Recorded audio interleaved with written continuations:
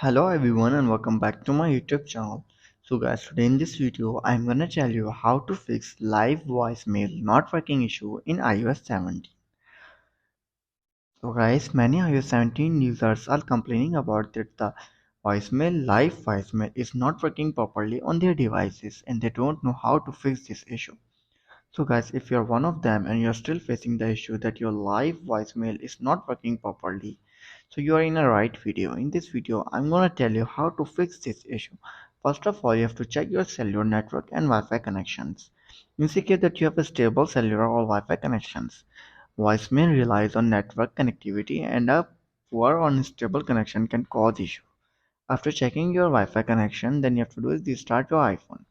Sometimes a simple restart can resolve minor software glitches. Turn off your iPhone by going to Settings, scroll down and then tap on General, scroll down and then tap on Shutdown. Shut down your iPhone and then restart it after 15 to 20 seconds later. After restarting your iPhone and you're still facing the issue, then you have to do is check your voicemail settings. Go to your settings, go to phone, then you have to check your voicemail password. Make sure you have a voicemail password set up. If you don't, then set up. I do not set up the voicemail password in this iPhone, but I will soon. After checking your voicemail settings and you're still facing the issue, then you have to do is reset all settings on your iPhone. To do this, simply you have to go to General, scroll down and then tap on Transfer or Reset iPhone. Tap on Reset all settings, enter your passcode, and try to fix your issue.